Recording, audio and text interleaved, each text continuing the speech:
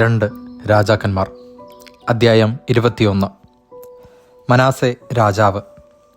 ഭരണമേൽക്കുമ്പോൾ മനാസയ്ക്ക് 12 വയസ്സായിരുന്നു.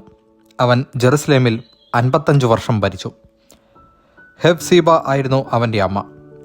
കർത്താവ് ഇസ്രായേൽ ജനത്തിൻ്റെ മുമ്പിൽ നിന്ന് ഉച്ചാടനം ചെയ്ത ജനതകളുടെ മ്ലേച്ഛ ആചാരങ്ങൾ അനുസരിച്ച് അവൻ കർത്താവിൻ്റെ മുമ്പിൽ തിന്മ പ്രവർത്തിച്ചു.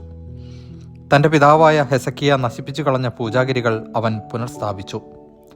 ഇസ്രായേൽ രാജാവായ ആഹാബിനെ പോലെ അവൻ ബാലിന് ബലിപീഠങ്ങളും അഷേര പ്രതിഷ്ഠയും ഉണ്ടാക്കുകയും ആകാശഗോളങ്ങളെ ആരാധിക്കുകയും സേവിക്കുകയും ചെയ്തു. ജെറുസലേമിൽ ഞാൻ എൻ്റെ നാമം സ്ഥാപിക്കും എന്ന് കർത്താവ് പറഞ്ഞ അവിടുത്തെ ആലയത്തിൽ അവൻ ബലിപീഠങ്ങൾ പണിതു. ദേവാലയത്തിൻ്റെ 2 അങ്കണങ്ങളിലും അവൻ ആകാശഗോളങ്ങൾക്ക് ബലിപീഠങ്ങൾ നിർമ്മിച്ചു. തൻ്റെ പുത്രനെ ബലിയർപ്പിക്കുകയും ഭാവി ഫല പ്രവചനം, ശകുനം, ആഭിചാരം, മന്ത്രവാദം എന്നിവ സ്വീകരിക്കുകയും ചെയ്തു. വളരെയധികം തിന്മ ചെയ്ത് അവൻ കർത്താവിനെ പ്രകോപിപ്പിച്ചു. ഇസ്രായേൽ ഗോത്രങ്ങളിൽ നിന്ന് ഞാൻ തിരഞ്ഞെടുത്ത ജെറുസലേമിലും ഈ ഭവനത്തിലും എന്നേക്കുമായി ഞാൻ എൻ്റെ നാമം സ്ഥാപിക്കും എന്ന് ദാവീദിനോടും അവൻ്റെ പുത്രൻ സോളമനോടും കർത്താവ് അരുളിച്ചെയ്ത അവിടുത്തെ ആലയത്തിൽ അവൻ താൻ കൊത്തിയുണ്ടാക്കിയ അഷേരാ വിഗ്രഹം പ്രതിഷ്ഠിച്ചു.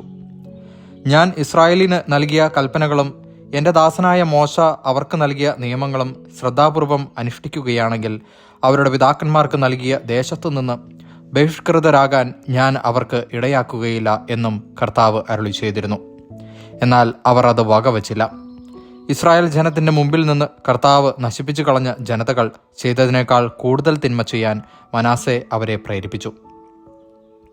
തൻ്റെ ദാസന്മാരായ പ്രവാചകന്മാരിലൂടെ കർത്താവ് അരുളി ചെയ്തു, യൂദാ രാജാവായ മനാസെ ഈ മ്ലേച്ഛതകൾ പ്രവർത്തിക്കുകയും അമോര്യർ ചെയ്തതിനേക്കാൾ കൂടുതൽ ദുഷ്ടത ചെയ്യുകയും യൂദായെക്കൊണ്ട് വിഗ്രഹപൂജ ചെയ്യിക്കുകയും ചെയ്തതിനാൽ ഇസ്രായേലിൻ്റെ ദൈവമായ കർത്താവ് അരുളി ചെയ്യുന്നു, ഞാൻ ജെറുസലേമിൻ്റെയും യൂദായുടെയും മേൽ അനർത്ഥം വരുത്തും. കേൾക്കുന്നവൻ്റെ ചെവി തിരിക്കും. സമരിയായുടെ അളവ് കോലുകൊണ്ടും ആഹാബിൻ്റെ ഭവനത്തിലെ തൂക്കുകട്ട കൊണ്ടും ഞാൻ ജെറുസലേമിനെ അളന്നു തൂക്കും. തുടച്ച് കമിഴ്ത്തിവെച്ച പാത്രം പോലെ ഞാൻ ജെറുസലേമിനെ ശൂന്യമാക്കും. എൻ്റെ അവകാശത്തിൻ്റെ അവശിഷ്ട ഭാഗം ഞാൻ അവരുടെ ശത്രുക്കളുടെ കൈകളിലേക്ക് എറിഞ്ഞുകൊടുക്കും. ശത്രുക്കൾ അവരെ തങ്ങളുടെ ഇരയും കൊള്ളമുതലുമാക്കും. എന്തെന്നാൽ തങ്ങളുടെ പിതാക്കന്മാർ ഈജിപ്തിൽ നിന്ന് പുറപ്പെട്ട കാലം മുതൽ ഇന്നുവരെ അവർ എൻ്റെ മുമ്പിൽ തിന്മ ചെയ്ത് എന്നെ പ്രകോപിപ്പിച്ചു. യൂദായെക്കൊണ്ട് കർത്താവിൻ്റെ മുമ്പിൽ തിന്മ ചെയ്തതിന് പുറമേ മനാസെ നിഷ്കളങ്ക രക്തം കൊണ്ട് ജെറുസലേമിനെ ഒരറ്റം മുതൽ മറ്റേ അറ്റം വരെ നിറയ്ക്കുകയും ചെയ്തു.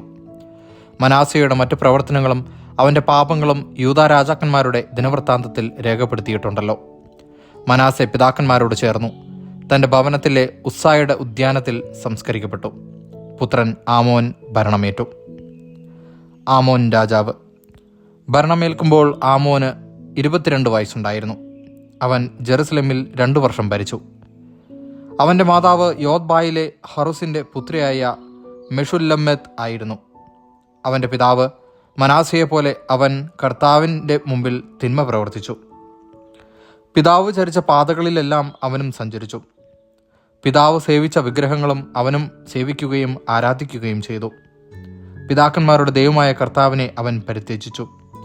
അവിടുത്തെ മാർഗത്തിൽ നടന്നില്ല. ഭൃത്യന്മാർ ഗൂഢാലോചന നടത്തി ആമോനെ സ്വഭവനത്തിൽ വെച്ച് കൊന്നു.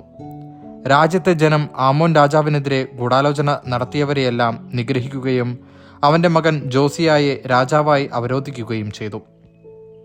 ആമോൻ്റെ മറ്റു പ്രവർത്തനങ്ങൾ യൂദാ രാജാക്കന്മാരുടെ ദിനവൃത്താന്തത്തിൽ രേഖപ്പെടുത്തിയിട്ടുണ്ടല്ലോ. അവനെ ഉസ്സായുടെ ഉദ്യാനത്തിലെ ശവകുടീരത്തിൽ സംസ്കരിച്ചു. പുത്രനായ ജോസിയ ഭരണമേറ്റു. ദൈവവചനമാണ് നാം കേട്ടത്.